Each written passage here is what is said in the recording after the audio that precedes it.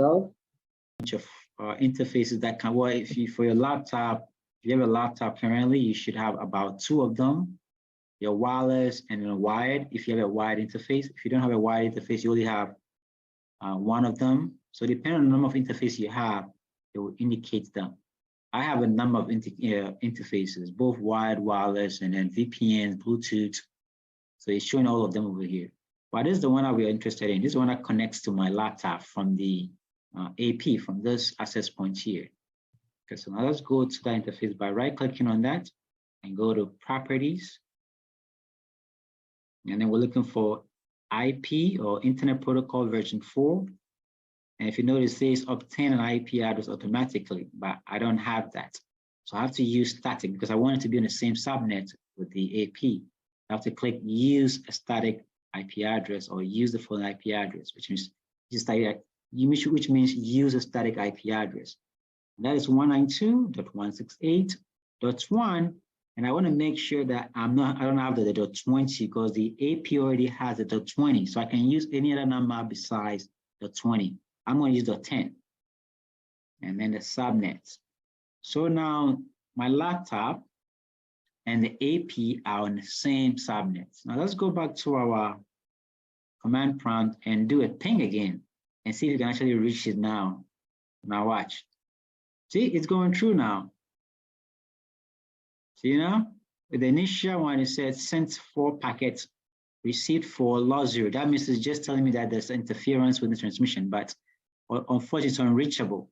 Even though it's telling you receive and there's no loss, it's just letting you know that you have a connectivity, but the device is actually unreachable. But once it's reachable, you get this information. We have 0 losses. We have transmissions, data showing you the time it took for the transmission to go back and for the test ping to go through and come back with an acknowledgement request, which is 1 milliseconds, and average is 0 milliseconds. So now we know there's a connectivity to the AP. And to access its browser interface, let's open our browser here, and then click on here, and then type the IP address, 192 of the AP, which is .20. So 192.168.1.20. Enter, and it's trying to reach it. Yes, it picked it up. It's the login.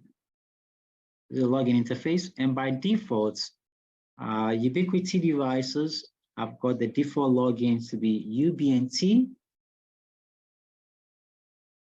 and passwords are UBNT.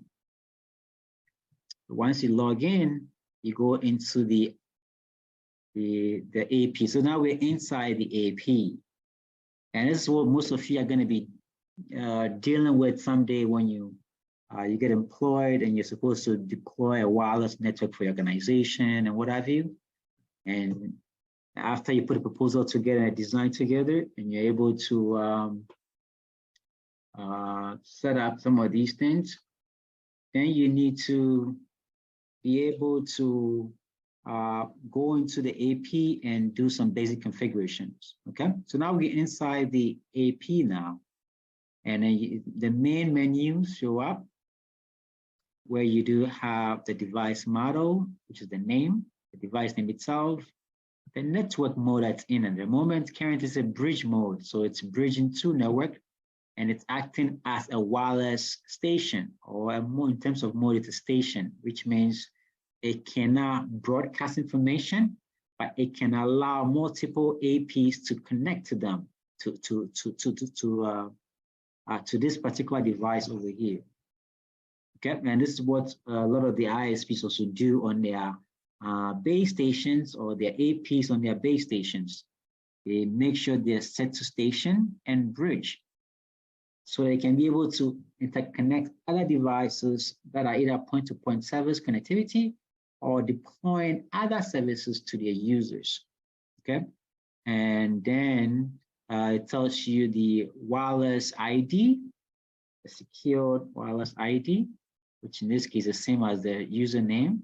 Security now is none because we don't have any security on it. Tells you the version, uptime, date, tells you the frequency channel that's being used currently.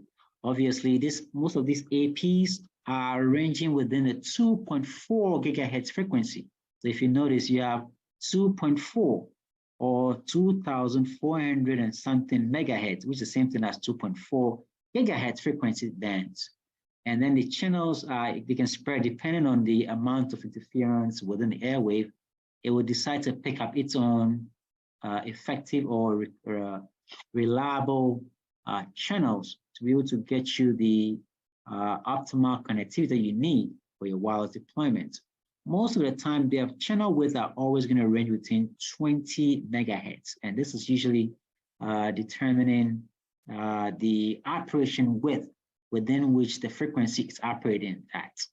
And the frequency band is obviously the 2.4 gigahertz frequency. Okay. Currently, the distance that it can cover is 0.7 miles, which is at least 1.1 kilometers. So currently it's deploying at 1.1 kilometer distance. It can cover that much distance in an open space.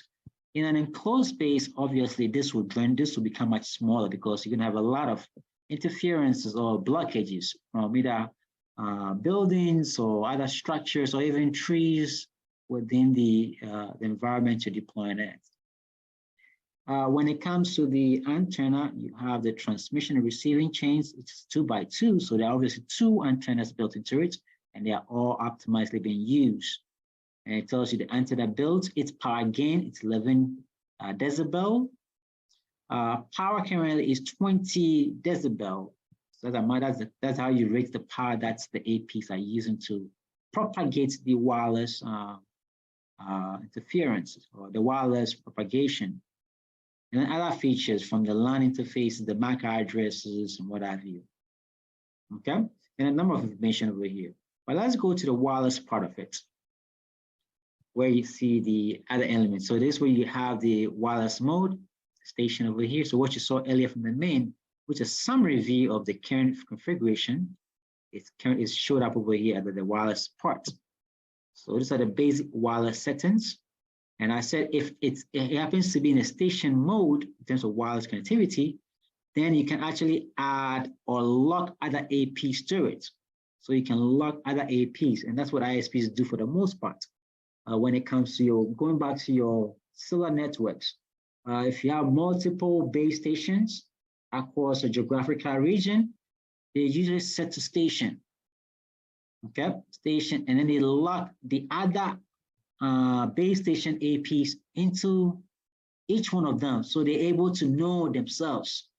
And the locking here means you are locking the MAC address, the media access address, into each one of those APs, so they can identify each other and know their whereabouts, or they know that they are being interconnected and used for a particular transmission need, right? And then they're generally going to be managed by particular MTSO, particular mobile telecommunication switching office or a mobile switching office. Okay, so the key thing here is just the station and then locking the other APs into each one of the APs. So they want to know each other and identify each other at any given point in time. Okay, and it tells you the channel width. Although you saw, you have the 20, 40 megahertz. You can pick only 20, but it's auto. It's not going to be set at auto. You can pick specific one that you want. Generally, for the 2.4 gigahertz for wireless APs, you use the 20 or the auto settings. Okay, and then the subsequent one for point-to-point, you use the 40, 30s, and then for much more less transmission needs, you can use the 10, 8, or 5s. But generally, for most Wi-Fi, you notice that they range within the 20 and the 40 megahertz for the channel width. Okay, and it tells you the antenna power gains, the current power. So you can decrease the power to minimize the propagation rate of the signal of the radio frequency by adjusting the power gain, the output power gain back and forth. Obviously, you want it to be at the maximum so you can propagate signal to get you that 1.1 kilometer range that you're looking for. Okay, and then other maximum transmission rates are all indicated over here. In this case, for a frequency channel width of 15, you get 120 meg to 144 meg capacity, which is pretty impressive, or not that bad. Okay, And let's move on to the network part. You have a network part. So this way you configure the main network doesn't come in. So if you notice the IP address, the management interface is static and it had the .20 by default. And it's gonna take its gateway from either the device itself or from a different network, depending on which gateway they've set. So this will be your router's interface. And by the way, the APs can also act as routers. So this right here, the AP right here can act as a wireless router as well. And that can be changed from this interface from bridge to a router or a SOHO router. It all boils down to what settings you're looking for. Okay, you have all these features that you can use for. But for point-to-point or point-to-multi-point connectivities, you use a bridge, so you can be able to lock other APs to it. Now, if I were to change this to a router base, you will know that the settings will change over here now. So now you notice that I have, let me change the setting of access point. You know, I don't have a lock anymore. I don't have a lock anymore. Lock is gone, meaning that this device acting as a router now with an access, with a wireless access point set up to it. Okay. And the frequency channel is set to 40. I can decrease it to the 20 or whatever, but by default, it has all the settings set up. Ideally, you should set up to a 20 because if it's an AP, you want to use the 2.4 gigahertz frequency transmission for your wireless band or your spectrum bands that you have. Okay.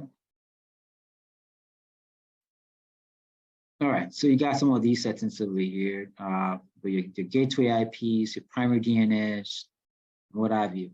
All of these count into getting your system, your AP set up to actually do the right job that you want it to do for you. Advanced settings, you'd have, you see a request to send. So the threshold for a request to send over here. And you also, and then the other device would have the, what's it? There's a request to send, and then what was the other one? Is this a request to transmit, or it's a call to transmit or so? Let me see. I forgot the terminology over here. So let me see. And request to send, and then what else you got? Just 1 second so I can get that information for you. Where are you? Request to send, and then wireless transmission. I forgot my terminologies already. Anyway, it's been a good morning, I guess, or a bad morning. So let's see, request to send, and then you have, where is that? Anybody know what that is? Request to send, and where are you? Request to send, somewhere hiding over here. It should have been on the wireless, because that's where they use that for the most part. Yeah, wireless should be where it's supposed to be at. So request to send, and just a minute, it should come up. Request to send and clear to send. That's what I was looking for. So request to send and then clear to send. So if you go to the AP, you will notice your request to send and its threshold. Okay. And usually the thresholds are used to indicate how frequently the device can actually send a request in case it's not getting access to a given device that requested for information, packet information or data information. And it's funny, it's having a difficulty reaching a device. Okay, so when you have call drops or signal drops, the request to send threshold will determine how frequently the device needs to re-establish connectivity, so they can be able to make sure that you get the information that you requested for, or your transmission is running perfectly to avoid you losing a packet or losing transmission. Anyway, so also all those keywords that I mentioned in the slides, obviously that's come to play, you know, so you can tell they're not just made up terminologies. They're actually within the wireless device implementations, okay? And here's the way I adjust the distance as well. So currently with the default settings, you can get 1.1 kilometer. Now you can reduce it to smaller range. If it's for indoor applications, ideally minimize the 1.1 kilometer to something will be within 0.4 meg or 0.6 kilometers because it's within your home. There's no need to extend it that far away, okay? So if I want to go all the way up, you can push it. Now, depending on the power or the gain that you have, you can push the distance all the way up to 27 kilometers. But for this setup that we have, or the default setup, you're going to get a maximum of 1.1 kilometers. You can get something like something within here for this current device implementation. Now, like I said, this operating system applies to all of the Ubiquiti devices. So obviously, these settings are also going to be the same for the high-end devices that can support much longer or wider range. We good? But for this particular model, which is the M2s, you're going to get maximum 1.1 kilometers out of it. But if we're using the one I showed with the other one with the antennas, with the two antennas that you screw on, then you can push this one. You can push the distance to, you know, the 20 plus kilometer range, which is for point-to-point transmission. Yeah, you can push it very far.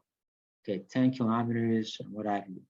Okay, aggregations in terms of frame capacity or frame transmissions are all indicated, and then a number of other advanced settings that you could indicate within the setups, and then various settings, services that it offers, from ping to SNMPs as an agent for simple network management protocol services. So you can be able to kind of like audit the system and see what kind of transmissions are going on back and forth.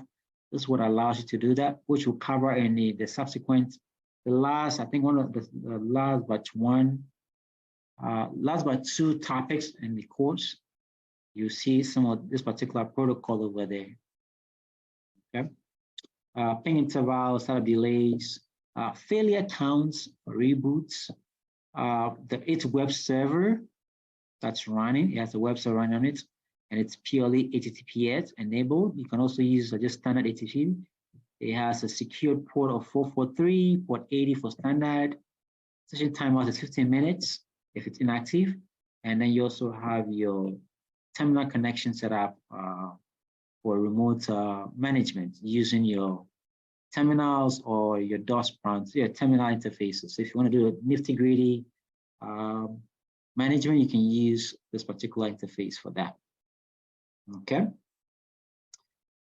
So you can do that over here. I can just type SSH. So with this enable, with this right enables, I can hit SSH on my command prompt, and then I use UBNT as a username. UBNT at the IP address 168.1.20, and that will give me access into the device using the command prompt. So yes, it says yes fingerprint. So I'm going to use the default password. Now I'm inside it. So I'm inside the Ubiquiti device. It uses the BusyBox, which is a Linux-based shell. It's also another version, a stripped version of the Linux base. So from here, I can type help to see what kind of commands that are available to me.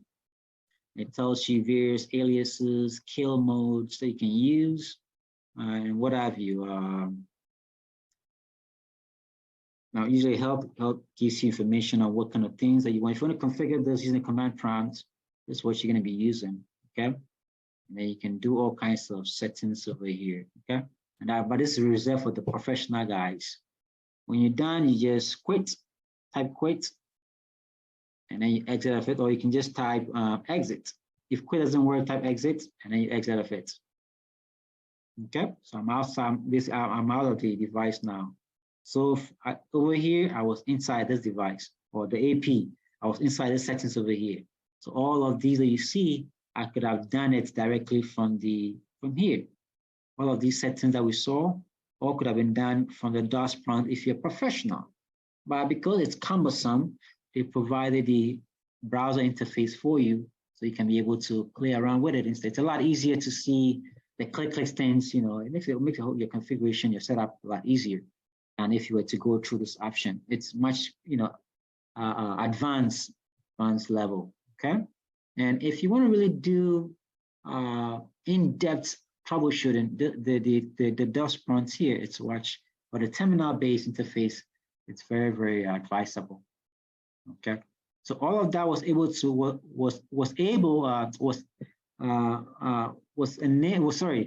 I was able to access all of that from the DOS prompt or the terminal simply because of the fact that we have this service enabled, the SSH server enabled for remote management. Okay, and then you have other settings as well from your time server client settings, the DNS, discoveries, and what have you. Okay. Now, when you go to this part over here, it's where you can see the air view, where you can just see the propagation of your electromagnetic waves. Sometimes when you do click on it, it has a bit of a challenge. Antenna alignment, site surveys. It has a number of features that you can use to address a number of your wireless implementations. Site survey. So site survey will give you the frequencies that are within a given environment. So over here within my home, around my home, these are the access point wireless APs that are broadcasting within my neighborhood. Obviously, see, these are mine. These three belongs to me. These are mine. And then my neighbor has got this. I know that for a fact because I've tried to hack into a network before, and it was complaining about somebody that's hacking to a network. I had to release it back to her again. So I know that's her. She lives across from my house. I'm adjacent to my house. So I know that's her. That's her access point. I can see all the information, her MAC address, and this what allows me to basically hack into a system easily. And then I have some Huawei guys. I think these guys they are across my neighbor. They are cross neighbors. And those are Lebanese guys. The Dinesh is the Indian guy. The Indian guy is on my. It's on the opposite house adjacent to it is the Dinesh guy because I know they're Indians. And obviously, the Dinesh indicates that it's an Indian name. So it's just guess. Things are just pure guessing. I know because of the fact that I've been around Indians and I know some of the Indian names. So that's the Dinesh. And these ones are default fiber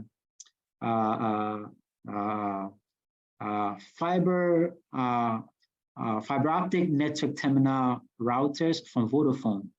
They use a ZT device a lot. So I've noticed some of these ones are purely coming from Vodafone. And then I think MTN also has the same thing. They also use the ZTs a lot. And then you have the Huawei's as well. Someone has got in and out. So anyway, you can basically scan for the various networks that are within your environment so you can know which one you want to hack. If you know how to hack them, and you go into them and start, practicing your ethical hacking. Okay, see if you can get into their network and then, cause some problems for their network.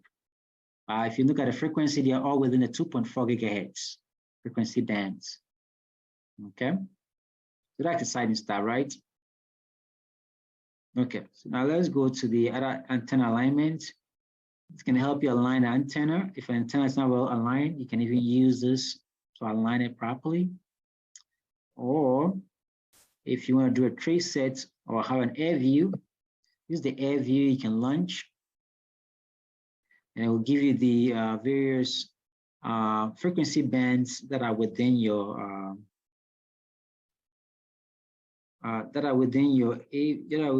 area, and then what kind of noise that are attached to it. So you can know which frequency channels to avoid when you're configuring your access points. So at least they don't interfere with your wireless implementation. So a number of cool stuff going on over here. I'm basically showing you guys how wireless APs are deployed by the ISPs and various home networks or office networks to be able to address a number of transmission needs. My AirView is not opening. Okay, so it's unable to launch. My application error, my Java, okay, my Java is not up to date. And I think that could be it. My Java is not up to date. It requires Java to see it. So maybe it's, let me just try and log in again and see if you pick it up.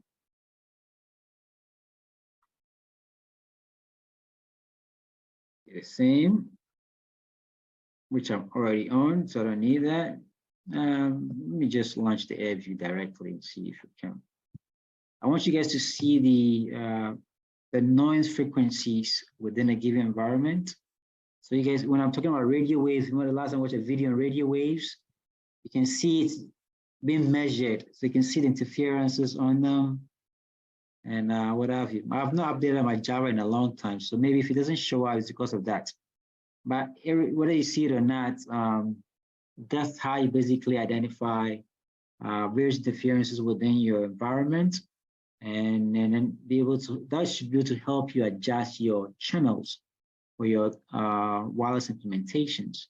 So at least you don't have much interferences when you deploy your Wi-Fi. Yes, I think I have a number of Java, my Java player has not been updated in a long time. So anyway, it has all those features, okay? I have a different application that can show us that particular survey. Maybe let me launch that and so you guys can see. So Ekahar, I use Ekahar site survey for wireless AP installations. It's a robust application for most wireless deployments. Most wireless deployments. Now that's for professional guys. I use it on professional AP deployments. It comes with robust interfaces, robust modules to help you design state-of-the-art wireless APs so you can address a number of your wireless needs. Okay, let it load. And then let me see if we can quote some of these things that we actually memorize, that you can actually see within the implementation. So in your slides, you see some of these things been covered. Your media access controllers, the frequency bands, the standard, the IEEE standards. Let's go to IEEE standards.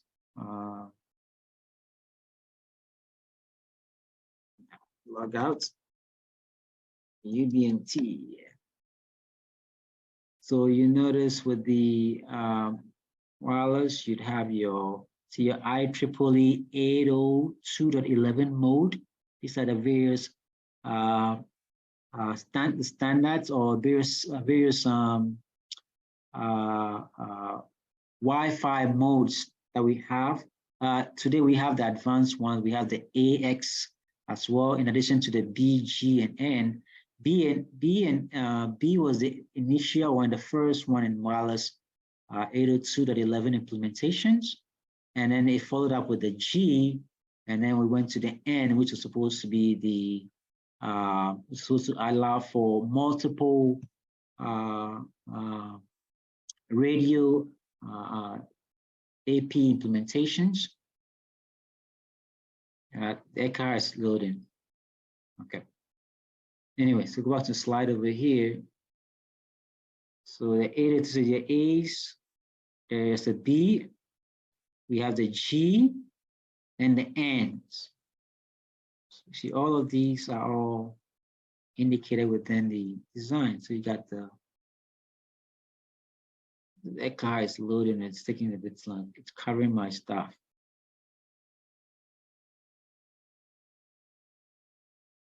It's a big application. It takes up a lot of system resource, so that's why it's taking a long time to load. It's a heavy RAM dependent application because of what it can do.